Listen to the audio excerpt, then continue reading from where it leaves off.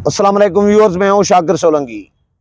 Viewers, मौलाना फजल रहमान ने गुज़श्ता 2 दिन पहले वज़ीर आज़म मियाँ शहबाज शरीफ के साथ मुलाकात की थी और उस मुलाकात में मदारस की जो तंजीमात हैं, वफाकुल मदारस हैं, तंजीमात मदारस हैं, बहुत सारे और भी वफाक हैं, तंजीमात हैं।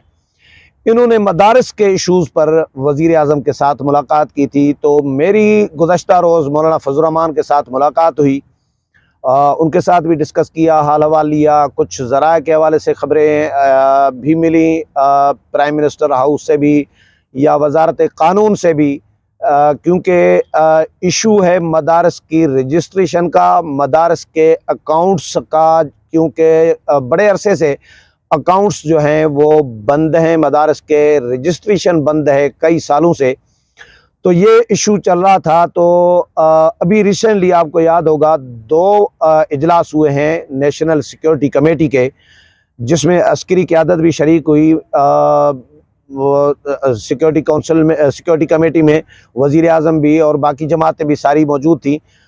तो हमने ये भी मालूम किया कि कहीं ऐसा तो नहीं कि फिर से कोई मदारस के ख़िलाफ़ कोई नेशनल एक्शन प्लान को लिंक किया जा रहा है या कोई ऐसा कोई इश्यूज़ आ रहे हैं। क्या इशू है आखिरकार? नेशनल सिक्योरिटी कमेटी के 2 इजलास हों और उसके फ़ौरन बाद मौलाना फजल रहमान की मुलाकात हो, मदारस के तंजीमात के रहनुमाओं की मुलाकात हो वज़ीर आज़म के साथ। तो ये इशू बहरहाल सोचने का था, सवाल अपनी जगह पर मौजूद था। तो ये भी हमने मौलाना के साथ डिस्कस किया। तो मौलाना ने बताया कि मुलाकात पहले से शेड्यूल्ड थी। मौलाना फजल रहमान की आजकल तबीयत की नासाजी की ख़बरें आपने सुनी होगी, पढ़ी होंगी। मौलाना की तबीयत नासाज है। मौलाना की तबीयत का पहले बताऊं कि 2-2.5 महीनों से 3 महीनों से मौलाना फजल रहमान की तबीयत नासाज है।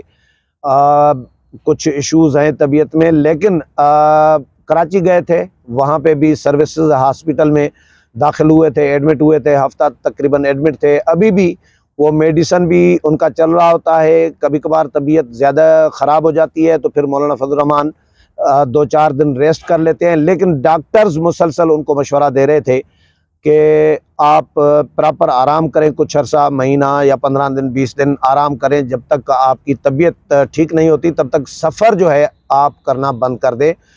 जिसकी वजह से मौलाना फजल रहमान को पार्टी ने भी कहा, मजलिस आमला ने भी कहा, JUI की, कि आप सियासी एक्टिविटीज़ बंद कर दें। तो कल हमने मौलाना के साथ जब मुलाकात की, मेरे साथ मेरे 2 साफ़ी दोस्त थे। तो मौलाना अपने घर में मौजूद थे, कुर्सी पे बैठे थे और कुछ दोस्त अहबाब बैठे थे, उनके साथ गपशप हो रही थी। लेकिन हमारे साथ भी गपशप हुई, 15-20 मिनट मौलाना फजल रहमान के साथ गपशप की। तो मौलाना की तबीयत वैसे तो बेहतर है, ठीक है, कोई तशवीश वाली बात नहीं है, लेकिन उनकी बात करने के अंदाज से, आवाज़ से पता चल रहा था, बिल्कुल क्लियर पता चल रहा था कि मौलाना तकलीफ़ में हैं। मौलाना की तबीयत नॉर्मल जिस तरह होती है इस तरह नहीं है, वो तकलीफ़ में है। तो इसलिए मौलाना फजल रहमान के लिए दुआ कर लीजिएगा। तो मौलाना भी यही कह रहे थे कि यार बस ख़बर जब चलती है तो फिर ये होता है, उसका नतीजा ये होता है कि दोस्त दुआएं करते हैं। कोई हरम पाक में बैठे होते हैं, फ़ोन करते हैं कि भाई कहाँ हो, तो कहते हैं कि हरम शरीफ में है।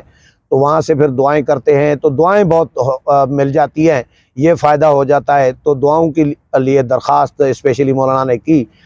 तो मौलाना की तबीयत बेहतर है। अच्छा, तो मैं ये बता रहा था, अच्छा, सियासी बीमारी का भी हमने पूछा कि लोग ये भी सवाल कर रहे हैं कि मौलाना फजल रहमान को कोई सियासी बीमारी तो नहीं है। हुकूमत, लोग कह रहे हैं, तबसरे कर रहे हैं कि हुकूमत शायद महंगाई कम नहीं कर पाई और मौलाना फजल रहमान इसीलिए फ़िलहाल अवाम को फेस नहीं करना चाहते। तो मौलाना हंस रहे थे इस पर, लेकिन जनमन ये हकीकत है, कोई सियासी बीमारी नहीं है।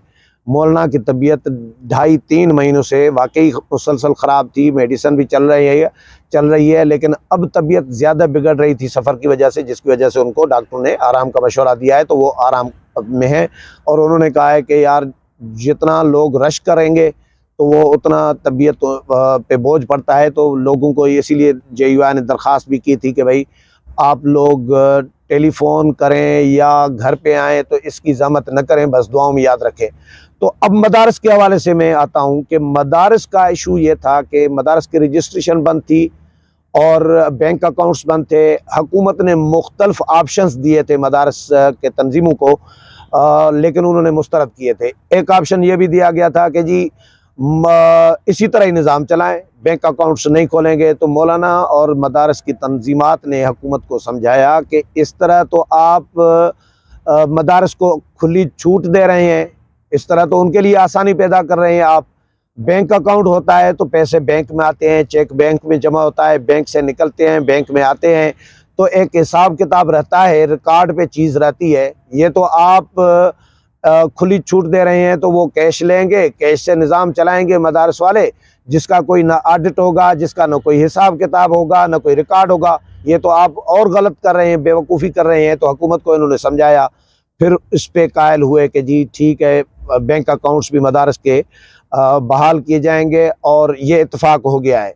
और दूसरा रजिस्ट्रेशन मदारस की, ये भी बड़े अरसे से बंद थी। पिछली हुकूमत ने भी मदारस के हवाले से सख्त कवानीन नाफिज करने की कोशिश की थी। वजारत तालीम के हवाले कर दिया गया था कि रजिस्ट्रेशन वजारत तालीम करेगी। वजारत तालीम में भी जुगाड़ करने की कोशिश की थी। कभी कहा जा रहा था कि जी मदारस का निसाब जो है उसमें तब्दीली की ज़रूरत है, बेहतरी की ज़रूरत है, उसमें इंतहा पसंदी के रवैयों को, रुझान को फ़रोग़ मिलता है, इसीलिए उसमें थोड़ा सा लिबरलाइज इसको करने की ज़रूरत है। तो इसमें भी फ़िलहाल हुकूमतों को, ये पहले भी होती रही हैं कोशिशें, नून लीग का दौर हो, पीपल्स पार्टी का दौर हो, मुशर्रफ का दौर हो, इमरान खान का दौर हो, हर दौर में ये कोशिश होती रही है मदारस के हवाले से निसाब तब्दील करने की, मदारस में अंग्रेज़ी पढ़ाने की, कि जी भाई मास्टर और BSc और MSc पास होने चाहिए। फिर सरकारी जो टीचर्स हैं उनको मदारस में देने की भी बात की गई, ऑफ़र की गई कि 2-2 टीचर्स हर मदरसे में दिए जाएं जो अंग्रेज़ी पढ़ाएं।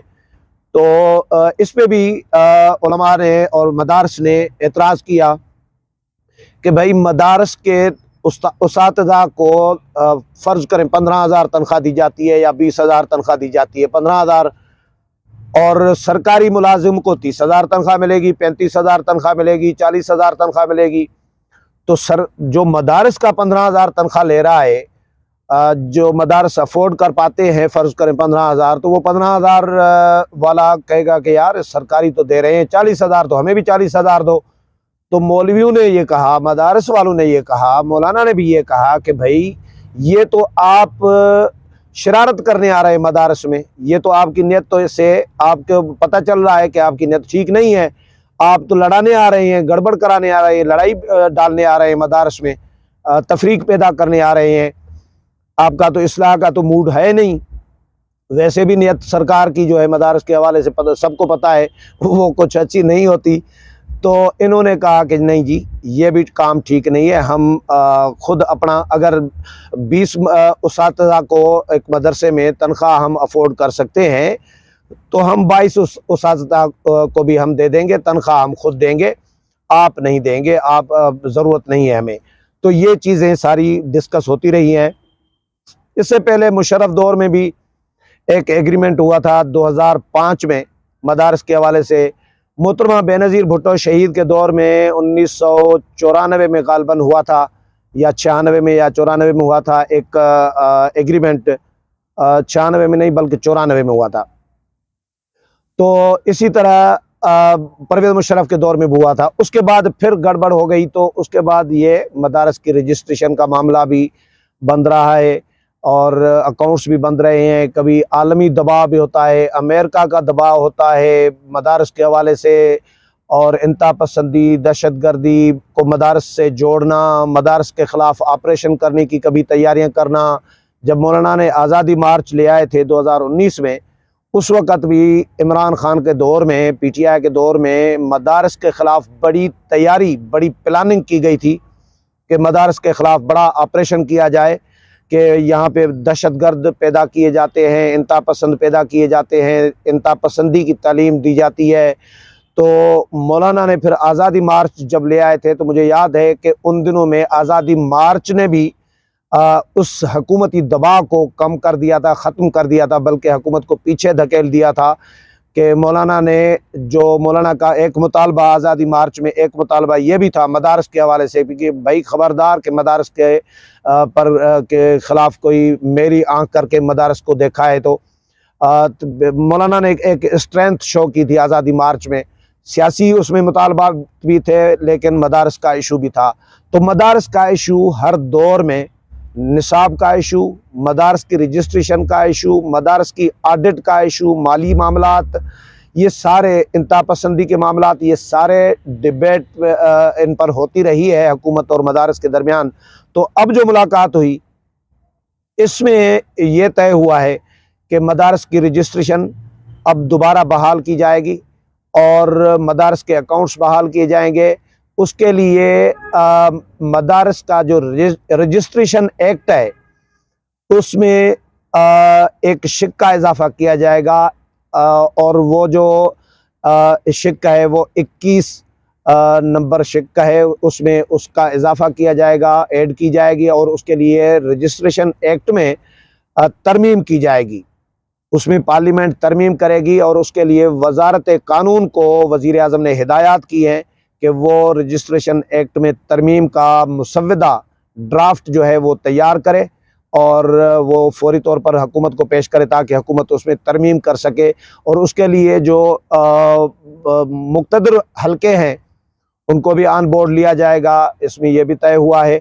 लेकिन ये बड़ी डेवलपमेंट है मदारस के हवाले से, स्पेशली जो मौलाना फजल रहमान और मदारस की तंजीमात के रहनुमाओं ने वज़ीर आज़म के साथ मुलाकात में ये मामला तय किए हैं और जल्द इसमें तरमीम करके रजिस्ट्रेशन एक्ट में तरमीम करके रजिस्ट्रेशन का मामला फिर यानी दोबारा रजिस्ट्रेशन ओपन की जाएगी और अकाउंट्स भी ओपन किए जाएंगे। अगले प्रोग्राम में फिर मुलाकात होगी, तब तक इजाज़त चाहता हूँ। अल्लाह हाफ़िज़।